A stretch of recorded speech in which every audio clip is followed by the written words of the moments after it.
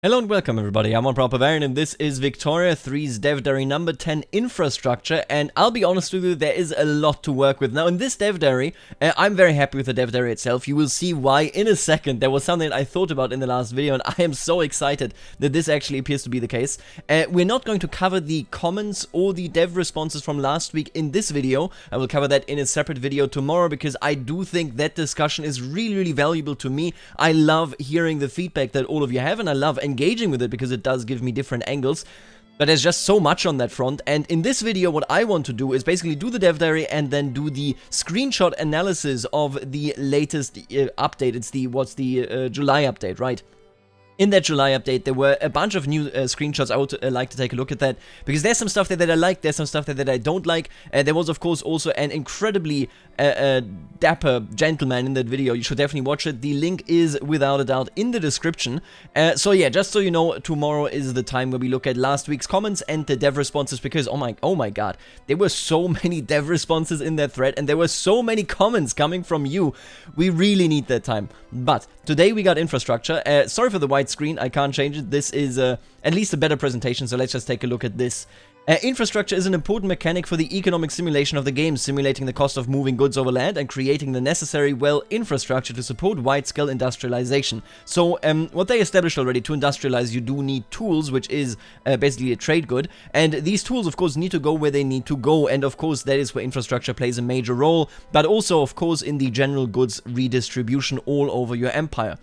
What I said last week was that I basically believe that you should have a situation where if you have something that produces something big in, let's say, Siberia, and that Siberia is part of the Russian market, so what's that, St. Petersburg, I believe, is the market capital there. I said last week that there should be a connection between that state in Siberia and then, of course, everything going on in the European end of the Russian Empire. And there were some that said, I don't think that, you can really do that, because, I mean, it wasn't the case in Victoria 2, of course. In Victoria 2, if you produced something, you just produced it, and it just found its way onto the market, and then magically found its way onto the world market, so none of that really made any sense. I gotta tell you, we're gonna see something about that in this dev diary. I'm seriously hyped about this. I really like what they did there.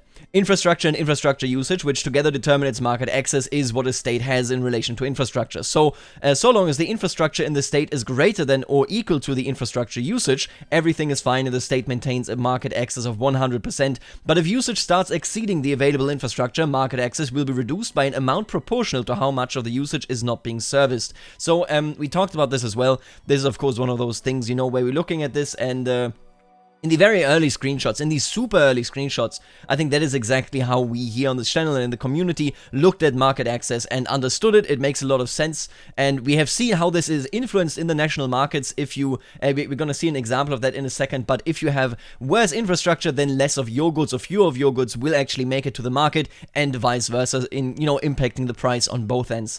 For example, if a state has an infrastructure of 45 with a usage of 90, its market access will only be 50%. Market access and its effects is something we've already covered, but to briefly go over it again, a low market access means that a state is unable to fully integrate its local market into the national market, which can lead to adverse price conditions from local over or under supply of goods. Yeah, makes a lot of sense, right? If you can't get all of the goods that you produce in your textile manufacturing plants, when you can't get that to the market, obviously you're gonna have it locally, and those local people will be very happy, but everybody else will be fairly unhappy. This will then impact, since you can sell them only for a lower price, it will actually impact how much money the mill makes, or the textile mill, and then that will impact how much money the capitalists or the aristocrats make, and how much money the workers make, maybe even leading to the, eventual shutdown of that section of the industry. Minsk has somewhat overextended their local infrastructure, but with a large population and mostly staple production, both their industries and consumers will probably be fine until the railway arrives. So, this is Minsk in the Russian market. You can see they got lumber.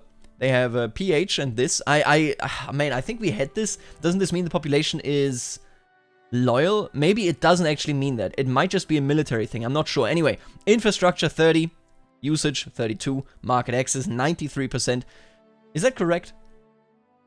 2 and 7 are 2 7%. Oh yeah, they might actually be right. Honestly, I can't do any math. I have to assume this is correct. This is the GDP that Minsk provides to the Russian market as a whole. We got taxation and expenses. Currently, the expenses are significantly higher. We have a lumber mill right here. We got some furniture, we got some administration, This is, I believe, urban center. Then we got some subsistence farms. We got some proper farms. This one seems to be active or being built. I'm not sure. And this is, of course, a textile mill. Yeah, look at that. So it's pretty basic construction, or rather pretty basic industries, meaning that these pretty basic industries will be able to supply the local market. So none of the people there will be dying or starving and so on and so forth. And you will be in a pretty good position when it comes to that. Of course, it does impact the national and local prices of these goods. But at the end of the day, I do feel if you have a state that is pretty rich and is pretty full, it might even consume much of the local produce by themselves, making it so that these don't necessarily have to go bankrupt. And of course, it has to be mentioned, honestly, a market excess of 93% is really tiny. Like, or rather, the 7% loss is pretty small. Yeah, it, still changes the actual market price. The local price impacts what, it sells for there. But at the end of the day, it's just a 7% change. I don't think that is that significant. This imbalance goes in both directions. Here we come to the example that I mentioned beforehand. If you have one breadbasket state and one iron mining state, and they both have perfect market access, the price of iron and grain will be the same in both. If the iron mining state's market access is reduced, the market's price of iron goes up, while the local price of iron in the mining state goes down, of course, as we established earlier. But in addition to this, the iron mining state will be unable to source as much grain, raising the local price there, but reducing its price somewhat across the rest of the market, right? The iron mining state is unable to purchase as much because they don't have the infrastructure. And there you go, all of a sudden, they can't source that much. And the price of grain changes because, grain in this other state that doesn't even produce grain is traded in a different fashion. Pretty cool stuff. I really like that. If your consumption matches your local production, as is often the case in rural states where the production consists of staple goods your people require, this isn't such a big problem. You could perhaps even build some simple textile mills and livestock ranches in the same underdeveloped state to provide cheap wool clothing if the local population is large enough to demand it in sufficient quantity. And this is actually interesting. Let me give you an example, okay? You are in a situation where you have a rural state, and that rural state can basically feed itself, but it has almost no market access. Now you have a situation where there's another state, and that state can't actually feed itself. Neither have market access. If you are in a position where that happens, and where you can't alleviate the market access problems, what do you think happens? The people in the state that have food will live a terrible life, probably become very disloyal, but they will live because they got food. The people in that other state, I gotta tell you, the people in the other state can't get any food from the outside, and they aren't producing food. They might actually starve. I think that's pretty interesting because these two states that fundamentally both are rural, both are disconnected, will have a different experience in pain. At least as far as I understand this. They will have a different experience in how their world develops despite both of their states being pretty bad in terms of infrastructure, market access. So it's a similar circumstance, but because of the reliance on products that is very different, one just needs, clothing, maybe iron tools and whatnot, but they do have food, right? And the other one needs to go ahead and have no food. That will create one starving population, I assume, and one disloyal population. I think that is really cool because it really does make it so that, you might have a state over there that produces food. You can just ignore it. You will connect it to the network of your railways at some point, but right now they are fine. They might not be happy. They might not be in a great position. They might not rise up. They may even try to emigrate, but they will live. Now, the other state is a bit more urgent, and you will take care of that. I like that. It gives you different gameplay opportunities, and it also makes it so that states will actually differ in how you need to deal with them, how you need to act towards them, and so on and so forth. I think that is really cool. Now, let's continue. If you're looking to manufacture more complex goods or use more demanding production methods, you need goods you might only be able to source from another state in your market, or which you can only import from a foreign nation. These goods in turn might be lucrative, but only if there are buyers for them, buyers who can actually afford them. Your schemes to get rich off luxury clothes and porcelain won't work if you can't reach all the far-flung wealthy pops of your empire. Of course, it makes a lot of sense. This goes into economic theory. This is, of course, specialization. This is the opportunity cost evaluation, right? You don't need to produce everything if you have somebody that can produce it cheaper, that can produce it better, and that can produce it elsewhere, because then you just need to transport it and you can get it there. But again, if the infrastructure isn't there, then, well, you can't transport it. The infrastructure usage of a case is determined by which types of buildings exist in a state and which level they are. Generally, the more urban and specialized the building, the more infrastructure it uses per level. So, chemical industries, a heavy industry building, will use several times more infrastructure than a rye farm building of the same level. I mean, we can see that right here.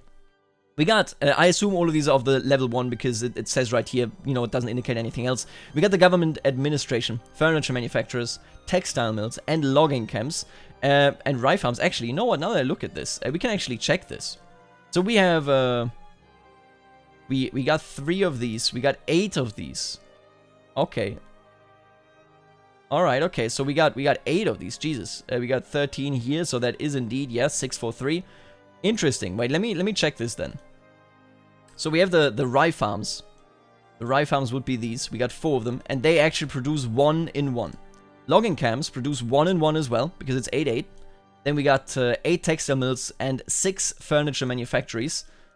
Oh wow, so government administrations produce 1, and these actually produce more then. So this is 8, and this is 6 in terms of infrastructure usage, while government administration I actually thought would also bump itself up, but it doesn't. It's just 6, and there you go, 6. So yeah, it's just these 2 that are very heavy on the infrastructure, and then these right here are not very heavy on the infrastructure. These are exactly like the government administration, actually, to a degree. I guess government administration doesn't really require much infrastructure as much as it does require educated pops, right? That is a bit of a different angle there that they are taking. Infrastructure is provided and modified by numerous sources. Just about all states in the game have at least a little bit of infrastructure based on the technology level of the country that owns it and its state of incorporation. Colonies have lower infrastructure than incorporated states, for example. Makes sense. I do hope, yeah, and I mean, they get to the railway network. I do hope that, like, railways in colonies will, I mean, it actually makes a lot of sense. Think about this, right? If the natural state of infrastructure is significantly lower in an unincorporated state, you need to manually enhance it to make it worthwhile, which means you will be building railway networks, which was one of the primary objectives of colonizing powers at the time, because they wanted to go from their port to any resources. So this will play a very, very active role. How you connect your colonies, basically, will play a very, very active role with everything. It might even make it so, I mean, from the Cape to, what was it called? From Cairo to the Cape, right?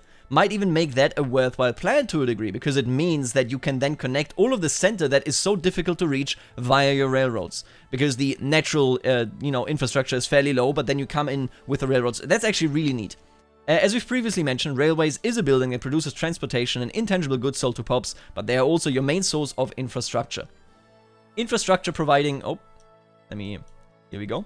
Infrastructure providing railways need both pops to work them and access to goods like coal and engines. There are alternatives that can be used in the short term, such as using your authority on a road maintenance decree to ensure the populace don't allow the roads to fall into disrepair or become unsafe. But such options will never be sufficient in themselves for large-scale industrialization. Right, of course, there is a difference between you keeping roads, running or running on actual railways. Very excited about the very big role that railways will be playing in this game. And it will become even bigger, as you can see in a second. You can also improve your railways with inventions such as the diesel trains and electricity requiring less levels of rail to support a certain number of buildings. This early railway has rapidly become one of Minsk's best employers, at least for pops with the qualifications to become mechanists. Unfortunately, few people do, so the infrastructure production is not currently as high as it might be if the railway was fully staffed. Ticket prices, however, are sky high. So what we see right here is this railway that was just mentioned. It's level 4. We got the yearly production, of course, this is going up. We got cash reserves and we got employment. You can see the employment isn't full. With the employment not being full, it's not actually producing to its maximum. We see the production sites here fairly standard. No armored trains, sadly. And then right here we got basically the locomotives that are being used. That costs us money. Fairly cheap, it seems. Then we got coal. Decently priced, so this seems about average. And then we have the wages, of course, yeah. We got the ticket prices right here, very, very rich, and they are going way. People really want those, of course. So that is very expensive because there's such a high demand and just a limited supply. The interesting thing about this to me is, what are they using these ticket prices for? What are they using them for? Is this for, so I'm sure, and they mentioned this in the dev diary as well, but I'm sure that railways impact migration rates. Is that what ticket prices are for, or is it just calculated via infrastructure? I'm not entirely certain, but I gotta tell you, we don't have full employment in this railway situation, and yet we have 67 state region infrastructure added just by this building. I mean, it's 4 buildings, to be fair. 4 levels of 1 building. But man, that is pretty good. Now, the revenue, again, is higher than the expenses, so this is actually making weekly money, adds urbanization as well. Pretty cool. Despite being understaffed, and it's, by quite a couple of thousand here, by 3,100 people, they're doing fairly well. I think this is a really decent, interesting investment, but I do wonder what the rail tickets actually mean in this context. Our intention for railways is that they must be able to find their way back to the market capital, or an exit port destined for the market capital in order to be useful. Let's go. I said this last week, and I'm so happy about this. I said this last week. I said we desperately need a situation where you actually need to connect the railways. In Victoria 2, since every good teleported first onto the national market and then onto the world market, you didn't need that. You would just build up every location with railways. In this one, you'll probably have to be a bit more selective because you need to actually be able to maintain the railways, both in money and both in the pops and the resources that you're actually utilizing there. You need to do that, and that means you should be more selective and care much, much more about where you actually place these railways. Because if you, again, have this town in Siberia that produces goods that you need in your market, you need to build the Trans-Siberian Railway. I love that. I love that so much. Infrastructure. Such a boring theme, at least superficially, for a dev diary, but I absolutely love this. This confirmation is really, really valuable to me, quite frankly. In effect, this means that any railway can only provide infrastructure up to the amount of infrastructure provided by the best adjacent railway that connects it to the market capital. So, you will essentially, and this makes sense, build from your market capital away towards other locations. That's what you do. And if you have a weak link in the chain, then obviously that's going to be the bottleneck, right? So if you have a location here that is isolated, has a great railway network, it doesn't mean anything if the adjacent location next to the market capital has nothing. You know, it's the same bottleneck as if you had that bottleneck in your, faraway province. Really cool stuff. I love it. I absolutely love it. If you want good access to the sulfur mines in Aginskoye for your ammunition plants in St. Petersburg, you best get started on that Trans-Siberian Railway sooner rather than later, because it will take a good long while to build. Very, very cool. I love it. Geography, of course, also plays a significant role in other ways when it comes to infrastructure, and this is represented in Victoria 3 through state traits. State traits are bonuses and or malices given to a particular state representing particular geographical features, climate, and so on. State traits have a variety of effects, but the most common ones are to either affect the production of a particular resource. For example, if a state contains high-quality coal, this may be represented through a state trait that makes coal mines in the state more efficient, or, more significantly for the topic on hand, to provide or modify infrastructure. So right here, we got the Russian forest. They have 10% logging industry throughput. Is this even Minsk? I can't tell. This map looks not that good, but I would blame the resolution. This just looks like from a... like, this looks good, but this is just so zoomed in, it looks like from a phone screen. So don't judge that map there, I don't think. States with a significant river get a large boost to infrastructure, making them excellent candidates for early industrialization. We got the Dnieper River right here, 20 state region infrastructure. Yeah, that is nice. You can really build some stuff up in there because it can be transported. Oh, and look at this. This tooltip. And I'm not surprised that this is in, obviously. You can see the difference even here. This tooltip is locked in, much like CK3. Much like Imperator Rome now, I think, right? Yeah, I think they do it as well. But this is the timer. This is the timer indicating that you will soon have this tooltip locked in. I'll just say it, I think this timer, I don't use the timer, but I think this timer is better than the CK3 one, where like a light wave kind of goes through the actual tooltip. Okay, good to know. Before we finish up for today, I also just want to mention that infrastructure does tie into a number of mechanics besides market access, such as military logistics and migration, and that infrastructure is only meant to simulate the cost of transporting goods on land. Where the sea is concerned, there are other systems at play. I believe that is mostly via trade routes. You need to have a certain amount of ships and so on. But all of those are topics for another day, so for now I bid farewell and encourage you all to tune back in next week as Mikhail returns with another economy-related dev diary about employment and qualifications. I'm excited for that one. These qualifications and how people demote and promote is very, very interesting to me. Now, this was the infrastructure dev diary. This one really connected a lot to the national markets topic, and we will have a long video, tomorrow about dev responses, because there were so many, and there were so many things to talk about. Of course, there's the price, there is, for example, also the topic of stockpiling. We will talk about all of this. I would like to invite you to the dialogue. I will also take the responses that I got to the last video, and we're gonna do that tomorrow. And then next week, again, we're gonna have these videos with this week's Dev Diaries comments next week. Right. That brings us to the July update. The images have been uploaded by Mathieu, and I'm very excited to go through that, because there's some stuff that I'm happy with, there's some stuff that I'm not happy with. I think it will be interesting to take a look at. Let's do it. So folks, here we are. These are the landowners in Bavaria. How do I know? This is Friedrich August von Giese, who was indeed a diplomat on the Bavarian court, or in the Bavarian court. Now, this is not a new screenshot. I just really want to highlight that we of course have the classic situation where this trait, so the leader's trait, is implanted into the ideologies of the landowners, but there was something really interesting. We're going to see that in a second as well in further screenshots. What they mentioned in the update video was basically that the ideology and the demands of interest groups, without a doubt, can change as you get more innovations. It's very reminiscent of new parties being founded, new ideologies unlocking in Victoria 2, but this one is better because it makes it so that the landowners of today aren't necessarily the landowners of tomorrow. They can change in their stances. Honestly, I would be interested in seeing whether, you know, maybe some of the landowners pivot away from, for example, an absolute monarchy to just a constitutional monarchy. They may just be happy with it, right? I would be interested to see how they can progress through time, because that will be a big one. Now what we have right here is a pop. And this pop is, also, this is an old screenshot, I remember this one in particular. This pop is split, so in this pop group that has a total of, does it say it anywhere here? We could add these up, but you know, if you add these up, you get the total amount of pops in this pop. And then the pops within the pop, which is really bad terminology. Can I just say that, Paradox? That's really bad terminology. The population within the pop are split between the interest groups. The primary one is, of course, industrialists, but then there's some pops in this pop that were drawn towards petite bourgeoisie, intelligentsia, Church of Sweden, and so on.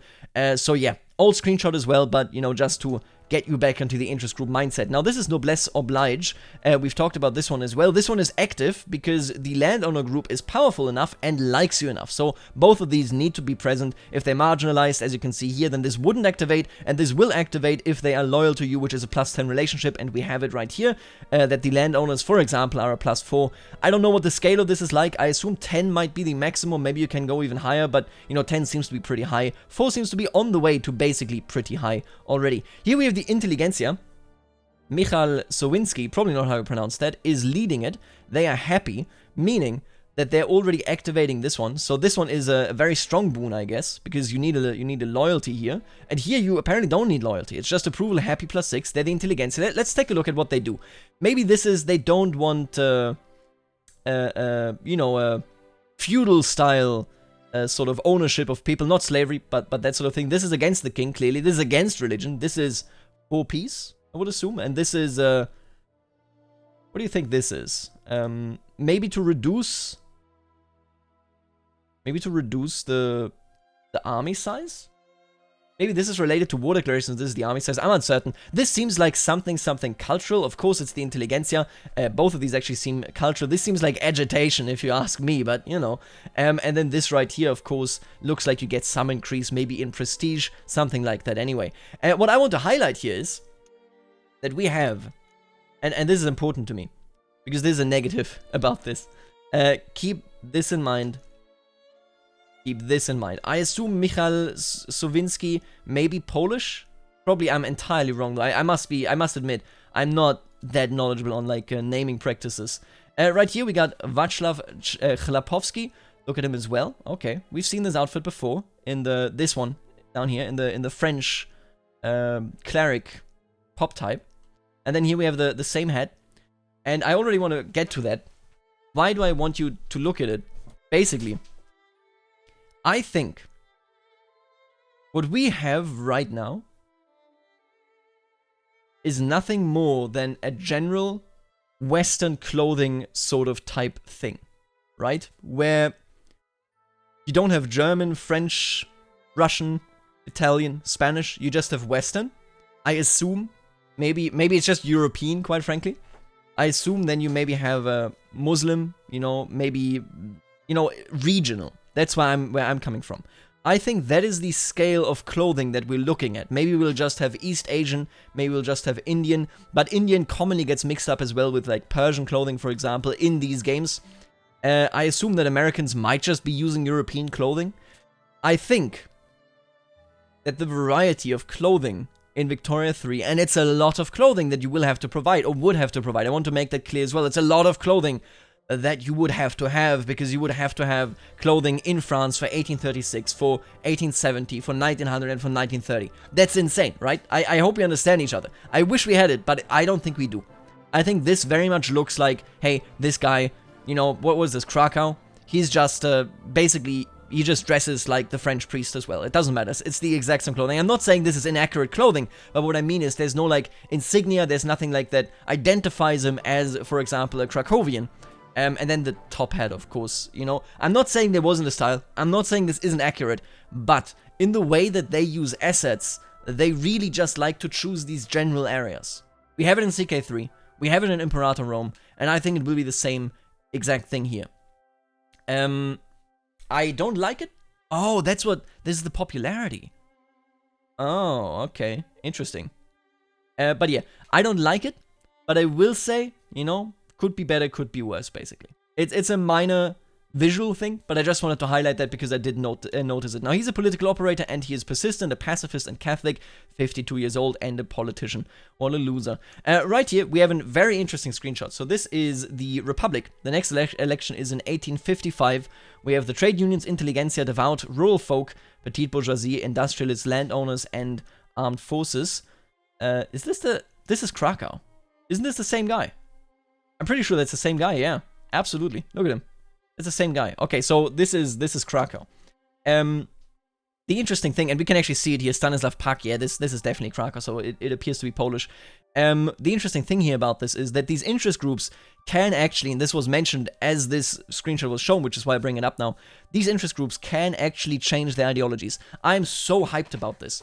I already mentioned this earlier, but I'm really hyped about the fact that they actually can do that, so that trade unions at the start might just be like, yeah, we want better working conditions, you know, stuff, and later on they're like, workers of the world, unite! We must crush the capitalists. I think that's very, very interesting. I am also excited to find out whether this means that if I treat my workers good, my trade unions good, that they may never pick up communism. That I could have a different flavor of trade union compared to, say, I don't know, a country that hates their workers and never does anything for them, meaning that those workers will rebel and turn against them. I think this can be simulated, based on whether they're marginalized, whether they're being suppressed, whether they are wealthy, whether they, you know, are starving, that sort of stuff. I think that would be interesting. I would be very excited to see that implemented. That would be very cool. Now, let's go on the trade unions here to begin with. They're influential, proletarian, egalitarian, populist, and anti-slavery. Stanislav Pak is a moderate. Okay. We got work to rule is inactive, so currently this is not actually a trade that is active. I assume because they're not in government, maybe. Industrial organizers is active. Solidarity is active. Who knows what they do? And here we can see who is supporting them. Other pop types. Huh, interesting. Laborers, clerks, mechanists, engineers, peasants, servicemen. Yeah, that seems like a trade union, all right. That does seem like a trade union. Now, here we can see it as well. This is Russia, because of Nikolai Romanov. And you can see some specific things here as well. We got westernizers, we got Orthodox Church. So these are quite specific, I think, to Russia. We got active interest group traits. These are taken from the church and from the landowners because they are both happy. Here's a lot of traits, actually. Man, I really just wish that we knew what the traits are. What is interesting here is that we already know who the heir is. What I would like for this game is to actually, you know, in EU4, you can have marriages between people, right? You can go and say, I'm going to marry X to Y. But this is a marriage between nations. You will never actually see the people that are getting married until, you know, or rather unless they are actually your rulers or maybe even your heir afterwards. You know, sometimes it's just a random royal marriage. Nobody actually that you ever see gets married. Oh, and I love, by the way, the rural folk lost so much influence here. Are you seeing this? Oh, wow. What I would like to see is having genuine marriages between my heir, for example, and the princess of whatever in wherever, and actually have that matter in a very, very CK3 light sort of situation. I don't think characters should play a major role here, but I think it would be interesting to actually be able to intermarry and make it matter. I honestly don't know whether they do. I feel like we're gonna pivot towards a more EU4 approach where it's just, yeah, you have an heir, but like, you know, you're not going to use him in any meaningful way. Now, I also do want to point out that this man appears to be wearing a French military outfit, and please do correct me if I'm wrong here. This may also just be a generic a Russian outfit. Maybe they copied the French fashion. It happened all over the place, right? I'm not saying anything against it, but yeah. If you looked at this, and we took away the names, and I told you, this is actually France. I don't know. I would say, yeah, it probably is France. I mean, if you took away the Orthodox Church and whatnot, right? But yeah, either way, again, that's just a minor visual thing. Now, the interesting thing right here is we also have one marginalized interest group, and we also have laws the government wants to pass, 19. I assume that this is not based on what you as a player want to do, but rather what the government here can agree on of all the factions that are, you know, inside of this government right here. What is interesting is that the industrialists aren't included, and they actually dislike us a bit, and then the government legitimacy is higher than the government factions. So this is roughly, what, 40%, maybe a bit more. Then we got the rural folk. Yeah, this is interesting. Government legitimacy, 64%. So it appears to be maybe just correlating to how much power these actually hold, but maybe, you know, hey, it's just like the industrialists with being on the rise, as you can see, they have become more and more influential. I assume that the landowners, you know, lost some power. You can see the landowners probably switched over. We probably got a bit of a switch here from, I mean, honestly, I don't know what happened to the rural folk. Just look at this. The rural folk lost, and like all of these factions basically won. What did they do? What happened to the rural folk? Oh my god. They lost so significantly. Now, let's move on. Industrialists, right. We can see the ideologies. They're currently active. This is George Hudson. So this looks like the Gulf of Mexico. Like, is this Texas? And this is like, what, Louisiana or something? Maybe. No, it's Great Britain. Oh, this is England, somewhere. Captains of industry, new money for a new era. As owners of mines and manufactories, they contribute some of their profit to the investment pool. Their political interests are represented as the industrialists. Capitalists are part of the upper strata. Capitalists in Great Britain are 69,000. They have 2.55 million political strength. And they support the industrialists, the intelligentsia, the Anglican Church, and other interest groups. Only pops with adequate wealth can become capitalists. Potential increases with greater wealth and literacy. Pops whose culture faces discrimination take a much longer time. Shopkeepers and engineers have a particularly easy time becoming capitalists. Yeah, makes a lot of sense. They're wealthy, they're affluent, they're having a good time. Join Trig, by the way. Wait, let's go back a bit, maybe. Join Trig. Oh, okay, there's just no image there. So this is programmer art. I don't know exactly what it means, though. Where are we here? Am I blind? This looks way too large for England, doesn't it? Or maybe we're just over like Crimea or something. Oh, this is maybe Russia, and then this is what, Austria? Oh, I think that's where we are. I don't think this is England. I'm pretty sure that's not England. Yeah, pretty cool. They're happy. They are giving us a bonus. I assume that this is related to tech. Maybe they're investing in research, for example. They do like free trade, I assume. Yeah, they love money. They hate taxes, of course. They want maybe a balance of powers. Seriously, honestly, I wonder what so many of these symbols mean. Because I would be very excited. Now, they don't. Yeah, they're in the opposition, actually. Wow. They're happy and in the opposition. That is wild. You're ruling without them, and yet they're happy. Exciting. And what we have right here are the laws, or rather the constitutional laws. So, or rather, yeah, the constitutional laws, which are your fundamental laws that then translate into institutions. Let's take a look at this. Governance principles, presidential republic. Let's guess who we are, right? Maybe we can guess who we are. Does anything here give it away? We're definitely not England, because this is a presidential republic. It could be the US. Maybe it could be Krakow. I don't know exactly how Krakow was handled. Wealth voting. Sounds like the US, okay. Multiculturalism. Sounds like the US. Total separation, church and state. Yeah, okay. Appointed bureaucrats. No conscription. No home affairs. Free trade. No income tax. Okay, yeah, this must be the US. Right, come on. Dedicated police force. Private schools. No colonial affairs. No health system. Free speech. Outlawed dissent. Oh. Oh, well. Yeah, then I'm not sure anymore. I don't think this is the US. Serfdom abolished. Child labor allowed. Legal guardians. Slavery banned. Is this just Krakow or something? What do you think? Where are we here? You got poor laws, so like I guess you take care of the poor, but that's it. Legal guardianship, so women don't have proper rights. It's really interesting though. What we see right here, these laws really influence what these institutions do, and my god, that will translate to so many institutions. I do wonder what sort of police laws we have. I do believe that there's likely a police law hiding in there that actually makes a genuinely positive police force. Somebody pointed out, and this is a really good point actually, that in this period, most police forces were not the good guys. By which I mean that, for example, in Germany, there's the famous example of the Biedermeier period, which was between 1815 and 1848, where basically everybody sat down and was like, well, if I say something wrong, I'm gonna go to prison, so I'm not gonna do that. I'm just gonna enjoy my time with my family. We have so many paintings, so many poems that are like, oh yeah, just had a good day out with the family. What a nice world we live in. And then all of that changed when the old order fell in 1848 and 1849, at least temporarily. But yeah, that's an interesting look at the police force because it was very suppressive, very oppressive, of course. But yeah, we'll see how that actually goes, what the role of police forces is. Man, this is a huge thing and we can say so little about it. We see the alternatives, of course. For example, we have 4 alternatives for the distribution of power. We have 0 alternatives for the income tax. But I gotta tell you, like, without knowing any effects, without knowing who supports what, so which, interest groups support which laws, I can't really say that I know what I'm looking at here. Like, obviously, yeah, but what are the effects and whatnot? I'm very interested in an actual, like, just seeing some numbers, seeing some longer explanations there. That would be dope. What do we have here? We got the economic system. See, this is exactly what I'm talking about. So, if you click this right here, this thing, you get this entire screen. Oh my god, I can't reasonably say, oh yeah, let's talk about this stuff. We need these screens. These are huge. Look at this. So let's take a look at free trade. Supported by the industrialists, not supported by the work unions and by the rural folk. Then we got the trade route imports go up, trade route exports go up. Loan interest rate goes down, encourage consumption cost goes down, discourage consumption cost goes down. So you can influence a bit how things proceed. Really, it goes down. Free trade would make me think that, like, you have less influence over it, but okay. Alright. You can subsidize service industries and you can subsidize infrastructure. Right, so this is where you decide whether you can subsidize it, rather than just the parties in power. Of course, it's the law.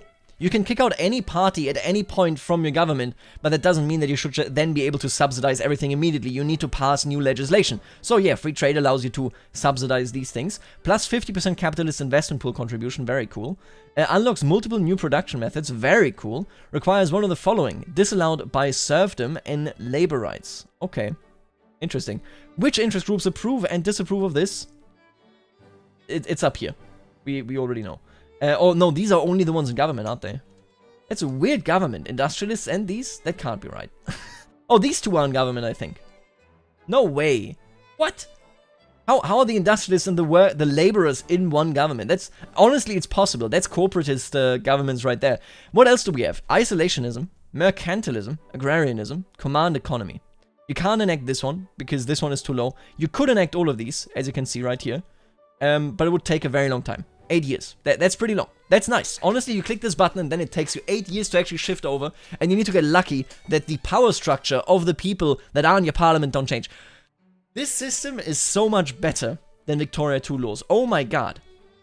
The debate that they talked about in the law dev diary will actually matter. It will be interesting. It will change, how the distribution of powers. Look at this huge loss of power of the rural folk. I really, really wonder why they lost so much power. That is crazy. Maybe, if you had a debate going on, the rural folk lose, all of a sudden you lack the votes, right? I don't know, could be cool. I'd love to see it. I will tell you that much. Now, here's free speech, outlawed dissent, censorship, right of assembly, and protected speech. Right, we could pass... Why couldn't we pass protected speech, I wonder? We still have the same percentages. They all feel the same about it. They just really don't like outlawed dissent, basically. The intelligentsia hate it. The laborers hate it. The... What is blue again? Wait, let me check.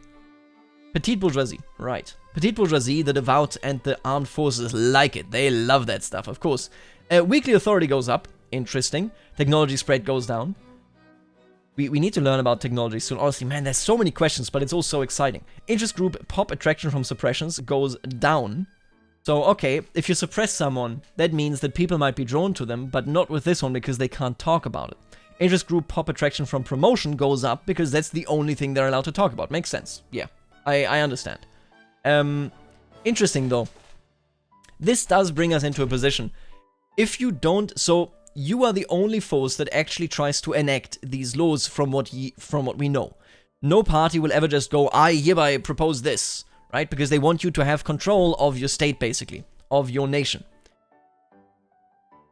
But that doesn't mean that there isn't pressure on you to do this, because right now, obviously, the people, that are interested in this, they're looking at this and are saying, please change the laws at least a little bit.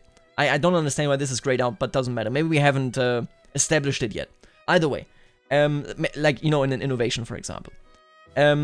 where I'm coming from is, there is no pressure directly from them trying to propose laws, but if you don't do it, they will start disliking you, they will grow more discontent, and in the end, grow rebellious.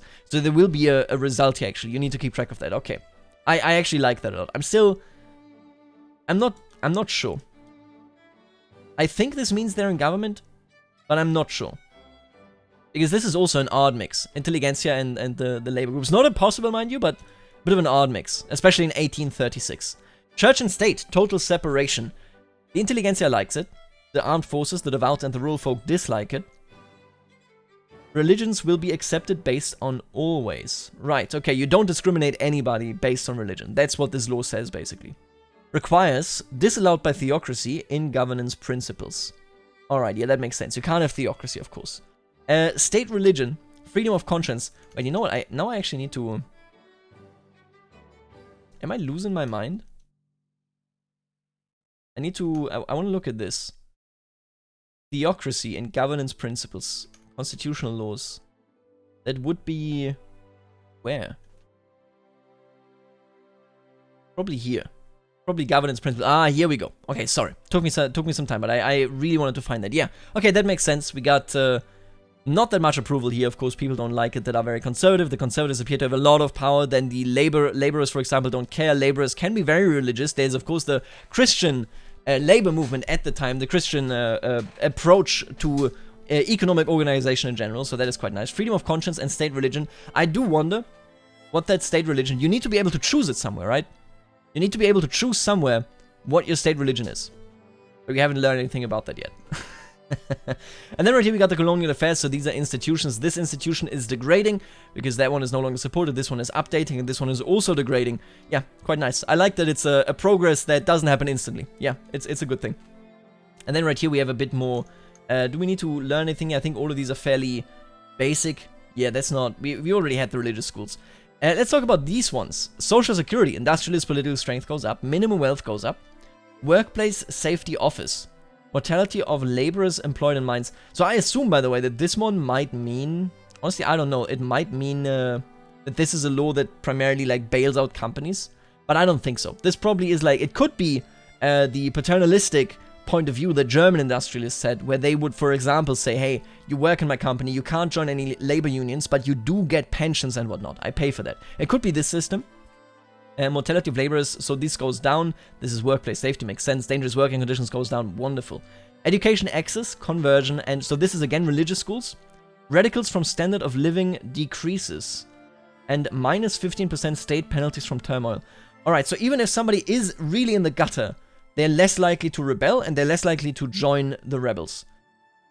Then down here we have the devout political strength and mortality goes down. This looks like it would be like basically, you let the church organize healthcare. And this is the case, for example, in Germany, to a degree at the very least. I think this is a pretty religious state. I think this is a state that really favors religion to a large degree. Yeah. That's what this smells like to me. Could be, I don't know, like a positive Russia, if you will. It could even be Bavaria, quite frankly. Now, what we have right here is a situation that explains what we had here in the earlier sections. So this is clearly England now. We realize this because these are the same institutions: education, law enforcement, workplace safety, social security, and health. Yep, that's them, all level 1. And this is England. Or rather, you know, the Great Britain, if you will. We got Lancashire? Wales, Yorkshire, Midlands, East Anglia, and so on. So that makes a lot of sense.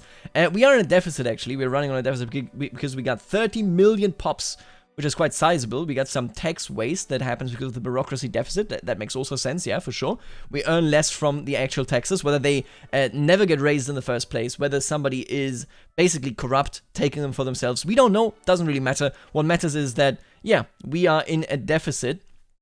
And it doesn't look like we're changing the institutions, so I have to assume the player here is building a government administration somewhere else. It's also interesting that the government administrations here are built in so many different areas. So what they said is that they are concerned that maybe you will just basically stack government administration in just one state.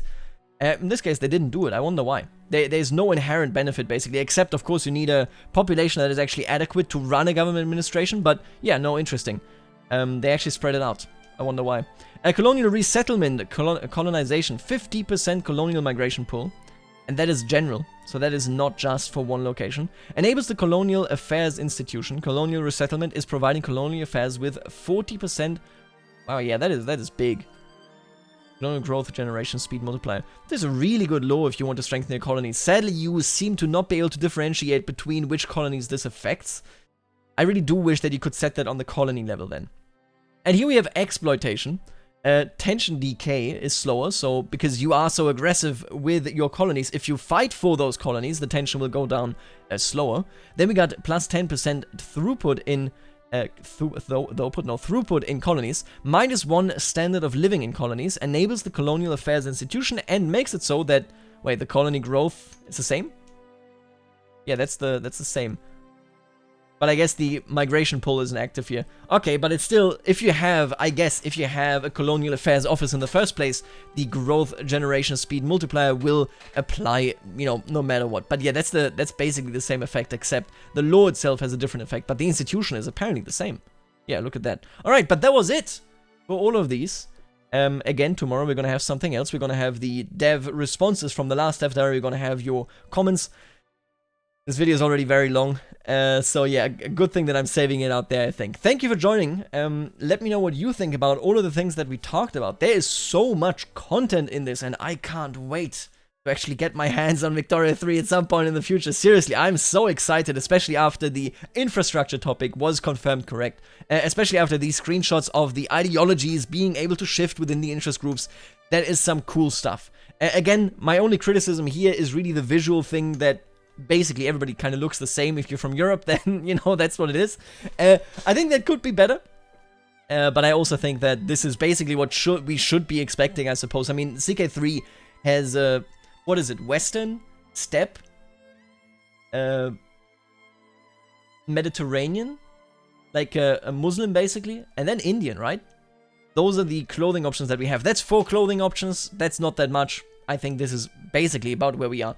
I still am wondering about this drop. I'm so interested in what would cause this. Either way, for the moment, thank you for watching. I will see you later. Thank you to all the supporters of the channel, to all the members. I really, really appreciate it. You make these things possible. And I will see you later, alligator.